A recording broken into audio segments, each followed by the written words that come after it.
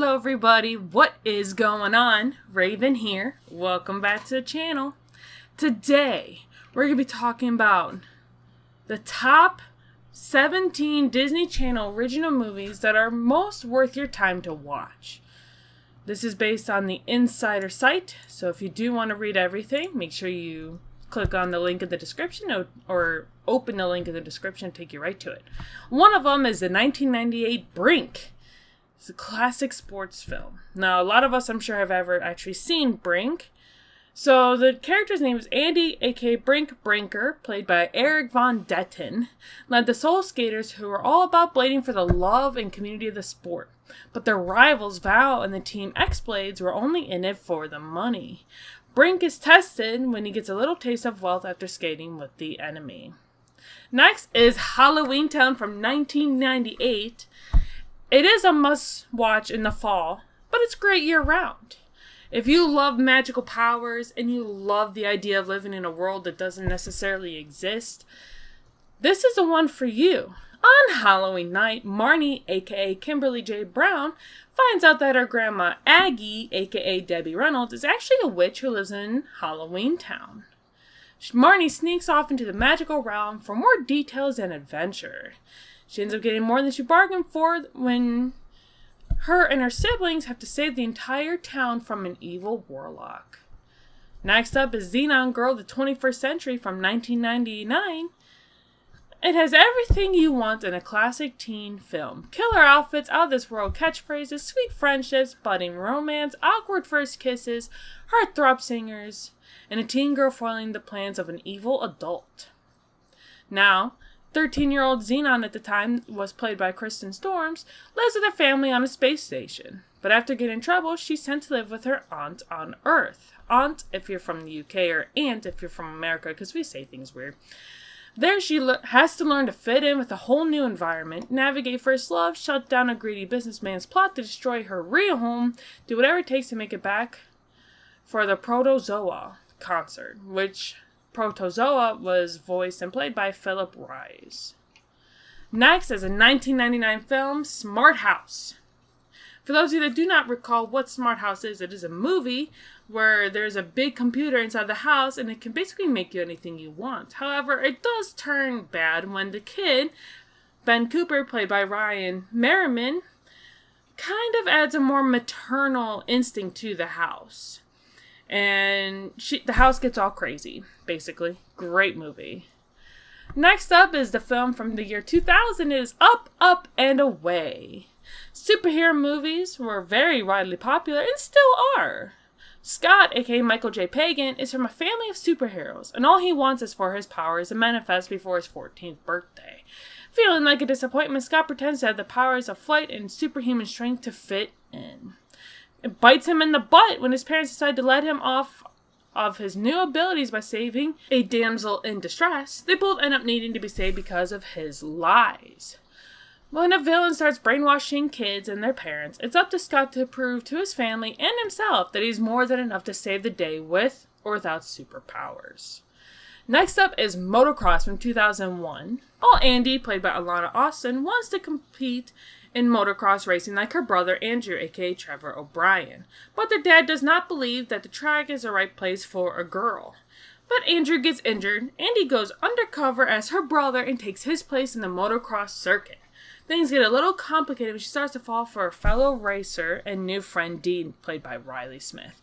That was a very good movie. She actually cut her hair. She actually got to work extremely well for a while. Her dad did not know right away that that's what happened. Next up, the 2002 movie was Cadet Kelly. Now, Hilary Duff from Lizzie McGuire and Christy Carson Romano from Even Stevens are two amazing characters, and they end up playing enemies in this movie, but they do end up becoming friends at the very end. So, free-spirited Kelly, played by Duff, gets a wake-up call when she's forced to attend her stepdad's strict military academy. Cadet Captain Jennifer Stone, aka Romano, makes Kelly's life hell until they come together to pull off a historical drill team performance set to Super Chick's One Girl Revolution. Next up is a 2002 heartwarming dance flick, Gotta Kick It Up. We all love a good dance movie. And with a great cast and plot that's inspired by a true story, it's made even better. Gotta Kick It Up stars Camille Guati and America Ferrera, centers on a group of girls from an LA middle school who do everything it takes to bring their dance team to victory after adjusting to getting a new coach. I actually really like this movie as well. I watched it a lot when I was younger. It's been a long time though. 2003's Right on Track movie was another sports movie inspired by a true story. Follows the rise of sisters Erica, played by Beverly Mitchell, and Courtney Enders, Brie Larson, in the world of junior drag racing. The competitive siblings have their sights set on winning, and they're willing to put in the work above everything, including school, friends, and romance. Erica must also stand up against mean girls at school and sexist fellow racers in the male-dominated sport. I believe I've watched this one. It's been a lot longer than the dancing one, let me tell you. But I feel like I've seen that before. Let me know if you guys have seen this in the comment section down below. 2003's The Cheetah Girls was a whole cultural moment. Now, centered on a group of girls who love performing in cheetah-themed attire, the movie showed how powerful female friendships can be, even when drama, romance, and record deals get in the way.